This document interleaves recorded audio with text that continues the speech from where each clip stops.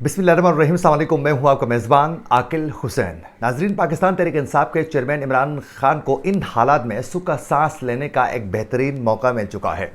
अगर मैं ये कहूं कि इंतहाई सख्त गर्मी में हवा का एक ठंडा झोंका, तो मेरे ख्याल में ये बेजा नहीं होगा, क्योंकि आप सब बखूबी आगाह हैं कि 9 मई के पुरतशद्दुद कार्रवाइयों के बाद जिस तरह तहरीक इंसाफ के कई रहनुमाओं ने तहरीक इंसाफ को खैर बात कह चुके हैं, जिनमें कई रहनुमा ऐसे थे जो रोते हुए अफसरदा चेहरों के साथ प्रेस कॉन्फ्रेंस करके छोड़ रहे थे, जिनसे ये वाज़ेह हो रहा था कि इन रहनुमाओं के ऊपर बहुत ज़्यादा प्रेशर है और बाकायदा एक मखसूस स्क्रिप्ट के साथ वो प्रेस कॉन्फ्रेंस करके वो तहरीक इंसाफ को छोड़ रहे हैं, यानी उन्हें छुड़वाया जा रहा है।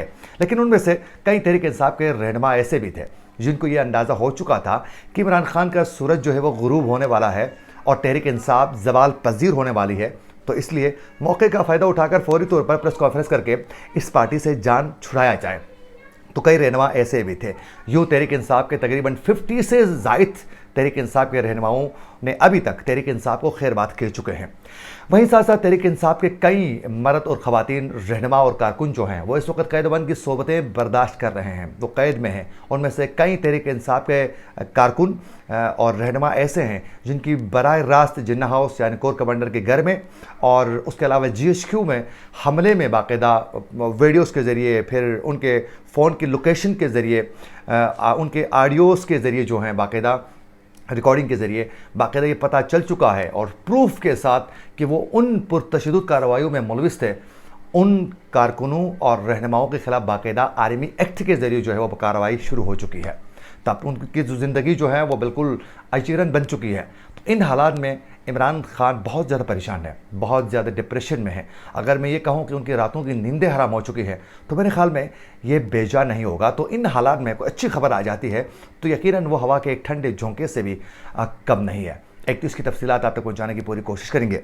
और वहीं दूसरी जानिब पे नाजरीन, आज पाकिस्तान तहरीक इंसाफ के चेयरमैन इमरान खान ने ही वफाकी वज़ीर सैयद अब्दुल कादिर पटेल के खिलाफ जो है बाकायदा एक बहुत बड़ा उन्होंने इक़दाम उठाया है।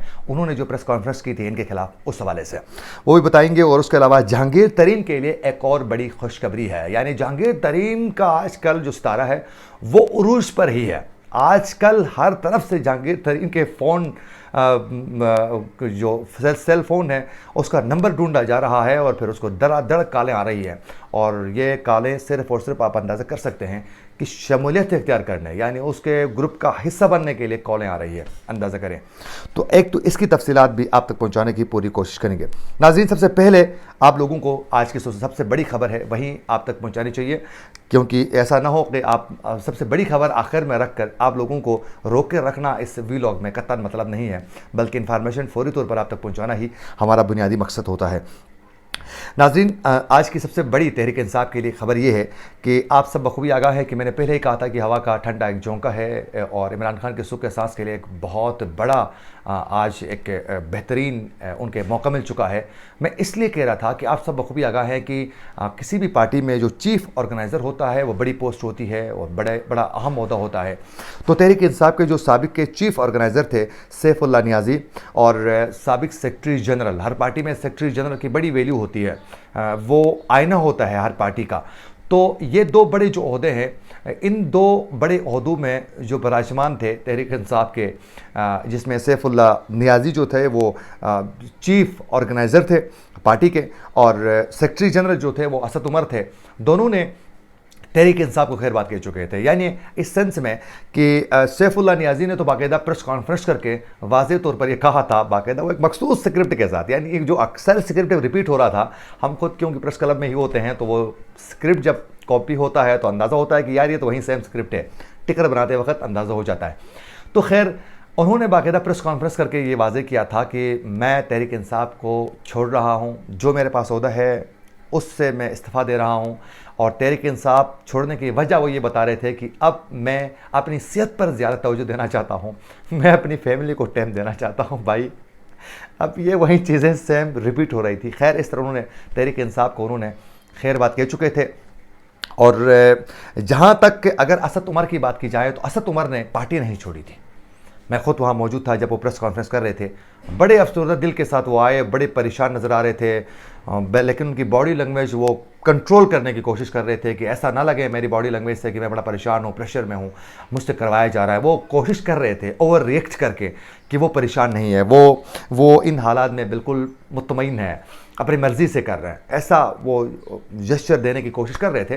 लेकिन वाज़ेह हो रहा था कि इन हालात में जेल से छूटते ही घर जाने से पहले प्रेस क्लब आ रहे हैं, तो कोई तो रीज़न है ना भाई, ऐसे तो चीज़ें नहीं होती है। खैर, अब तो ये बच्चे को पता चल चुका है। तो उन्होंने प्रेस कॉन्फ्रेंस करके ओहदे से उन्होंने अलहदगी का इजहार किया था। जो उनके पास सेक्रेटरी जनरल का जो ओहदा था और कोर कमेटी का जो वो मेंबर थे, उससे उन्होंने ख़ुद को अलहदा किया था। पार्टी उन्होंने नहीं छोड़ी थी फ़िलहाल। खैर, अब ज़राए से ये खबर नाज़रीन ये बाकायदा सामने आ चुकी है कि साबिक chief organiser PTI Saifullah Niazi और साबिक सेक्रेटरी जनरल असद उमर ने इशारा दिया है कि वो वापस पीटीआई में शामिल होंगे। बाकायदा उनकी जानिब से वाज़े उनका जेस्चर जो है वो सामने आ चुका है और ये इशारा उन्होंने पार्टी छोड़ने के ऐलान के एक हफ्ते से भी कम अरसे में ही दिया, यानी पार्टी छोड़े हुए हफ्ता भी पूरा खैर नहीं हुआ है अभी तक इनका। और सैफुल्लाह नियाज़ी जो हैं सेनेटर, और उसके अलावा नाज़रीन ये दोनों ने तो बाकायदा अंदिया दिया है कि पार्टी में शमूलियत का मतलब वापस आ रहे हैं, ये कंफर्म है।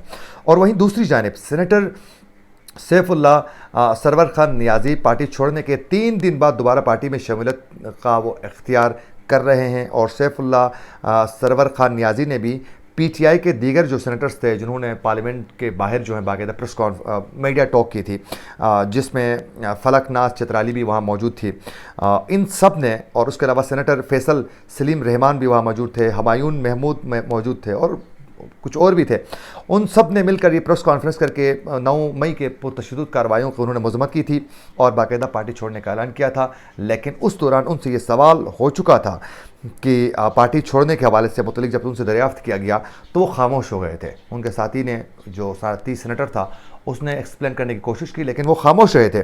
और ये खबर 30 मई 2023 के अखबारात में भी बाकायदा छप चुकी है। तो खैर, अब जो है ये पार्टी की जानिब वापस आ रहे हैं और सैफुल्लाह नियाज़ी वापस आ रहे हैं, ये बहुत बड़ी बात है। और मेरे ख़्याल में बताया गया होगा कि ये ख़ानदान के चश्म चराग़ के ऊपर मुश्किल वक्त है, तो आप इस वक्त छोड़ रहे हैं पार्टी को, तो ये मुनासिब नहीं है। तो मेरे ख़्याल में इसलिए वो वापस आ रहे हैं। एक तो आज की सबसे बड़ी खबर ये थी।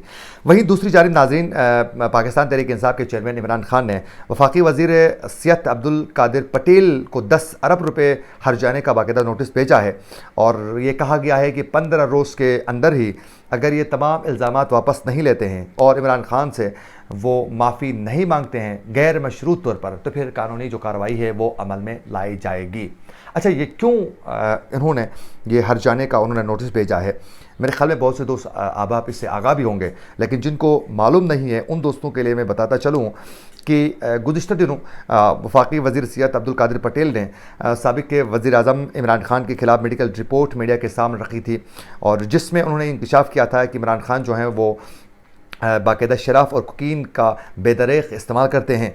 हालांकि ये इंतहाई अफसोस की बात है। कादिर पटेल साहब ने जो रिपोर्ट सामने उन्होंने रखी है वो एक हफ़्ते के बाद वो रिपोर्ट वो मीडिया के सामने रख रहे हैं। उनका काम भी नहीं है चीज़ों को इस तरह एक्सप्लेन करना और किसी की पर्सनल लाइफ जो उनकी रिपोर्ट्स होती है इस तरह पब्लिक करना। मेरे ख्याल में ये तो पर्सनल आपके जो इंफॉर्मेशन है उसको लीक करने के मुतरादिफ है। आप कानूनी कार्रवाई करें मीडिया के सामने लाकर, ये तो मेरे ख्याल में मुनासिब नहीं है। और कई इमरान खान के नाक़िद भी मैं सुन रहा था 3-4 दिनों से मुसलसल, जो नाक़िद हैं बहुत ज़्यादा, जो तज्ज़िया निगार हैं, जर्नलिस्ट हैं, उनकी जानिब से भी कहा जा रहा था कि इमरान खान जो हैं वो शराब नोशी कम से कम नहीं करते। ये बाकायदा बड़ी बात है कि कई मैंने लोगों को सुना कि वो कह रहे थे कि इमरान खान शराब नोशी नहीं करते। अब्दुल कादिर पटेल का ये भी कहना था कि इमरान खान 5 से 6 माह प्लस्तर लगाकर घूमते रहे लेकिन किसी फ्रैक्चर का रिपोर्ट जिक्र नहीं है। गोश्त में कोई चोट आए तो किसी को प्लस्तर करते देखा है। अब भाई ज़ख्म आ गया है तो प्लस्तर करेगा ना, 75 उसकी एज है तो फिर जाहिर है वो प्लस्तर ही करेगा और क्या करेगा। अब ये तो आप छोड़ देना, हमला हो चुका था, ज़ख्म भी मौजूद है, आप खुद कह रहे हैं, लेकिन फ्रैक्चर नहीं था। चलो फ्रैक्चर नहीं था, वो झूठ सही, थोड़ा कुछ तो इमरान खान साहब भी जो हैं वो इमोशनल ब्लैकमेल तो कर लेते हैं, ये हम भी तस्लीम करते हैं, लेकिन चोट तो है ना भाई। एक कातलाना हमला तो हुआ है ना, अटेम्प्ट हुआ है ना, उसकी साफ और शफाफ तहकीकात करने में अभी तक हुकूमत नाकाम क्यों है? करे ना। एक साबिक वज़ीर आज़म पर जानलेवा हमला हो चुका है, आप भी खुद मान रहे हैं हमला हुआ है, फायरिंग सब ने देखी है, फायरिंग हो चुकी है। भाई फायरिंग अगर लगी भी नहीं है, वो प्लस्तर उसने 3 महीना झूठ बोल के प्लस्तर करके बैठा हुआ है, तो भी हम मान लेते हैं। लेकिन हमला तो हो चुका है ना। ये देखें, हकीकत पसंद होना चाहिए हमें, हमें हकीकत तस्लीम करने की जुर्रत होनी चाहिए। तो आप तहकीकात क्यों नहीं कर रहे? आप तहकीकात करें, वो हक़ाइक़ कौम के सामने लाएँ। ये ज़्यादती होगी कि आप एक साबिक़ वज़ीर-ए-आज़म पर हमला हो और उसको आप अपने सियासी मकासद के लिए उसका गलत इस्तेमाल करें हो। हम उसको कोई खुली छूट नहीं दे रहे हैं कि वो बिल्कुल साफ़ और शफाफ हर चीज़ से पाक है, नहीं। इख्तिलाफ भरपूर हम भी करेंगे, लेकिन जो हकीकत है उसको तस्लीम भी करना चाहिए। उसके अलावा उनको ये कहना था कि पेशाब के नमूने लिए गए थे और इब्तदाई रिपोर्ट में बाकायदा वो चीज़ें सामने आ चुकी है जिसमें शराब और कोकीन का बेदरक इस्तेमाल होने का सामने आ चुका है। और रिपोर्ट में ये भी कहा गया था कि इमरान खान की ज़हनी हालत जो हैं उस पर सवालात उठाए गए थे। हरकत तो सकनात फिट आदमी की नहीं है। रिपोर्ट में ये भी कहा गया था कि जिस आदमी के दिमागी हालत ठीक नहीं है वो ऐसे हालात और हरकतें कर सकते हैं। अब ये इंतहाई मुझे हंसी इसलिए आ रही है कि एक अब्दुल कादिर पटेल साहब पार्लियामेंट के अंदर भी ऐसे तकरीरें करते हैं कि बंदा हंसता ही है, और यहाँ भी इस तरह की बातें करता है। भाई उसकी पार्टी के कई रहनुमा छोड़ के जा चुके हैं, तो डिप्रेशन के शिकार तो वो होंगे, ये एक नॉर्मल सी बात है। खैर, अगली खबर की तरफ हम निकलते हैं जी।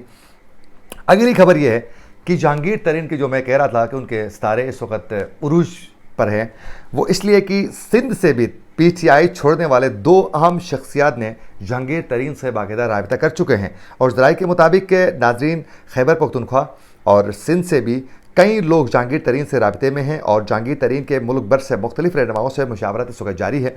और ज़राए का ये भी कहना है नाजरीन कि जहांगीर तरीन आज भी कई अहम रहनुमाओं से मुलाकातें करेंगे और उनकी जानिब से रवां हफ्ते ही नई पार्टी का ऐलान मुतवक्के है। यानी जहांगीर तरीन जो हैं वो इन्हीं 2-3 दिन, 3 दिन मेरे ख्याल में, मैं ज़्यादा भी कह रहा हूँ, इन्हीं 1-2 दिन में वो नई पार्टी का बाकायदा ऐलान करेंगे, जिसमें हो सकता है तहरीक इंसाफ हकीकी भी नाम इस्तेमाल हो सकता है, मुस्लिम लीग जिन्ना भी नाम रखा जा सकता है। तो ये नामों पर गौर किया जा रहा है, फ़िलहाल फ़ाइनल नहीं हुआ है।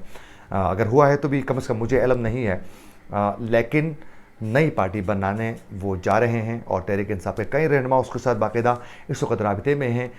यानी अब तहरीक इंसाफ छोड़कर जाने वाले तमाम रहनुमा उनके साथ राबिते में हैं। लेकिन जो अहम पॉइंट जो मैं बताना चाह रहा हूँ आप लोगों को वो ये है कि जितने भी तहरीक इंसाफ छोड़कर जाने वाले जो रहनुमा इस वक्त जहांगीर तरीन से राबिते में हैं, वो सब एक सवाल कर रहे हैं जहांगीर तरीन से। वो ये कह रहे हैं कि भाई वो आपके साथ राबिते में है या नहीं है।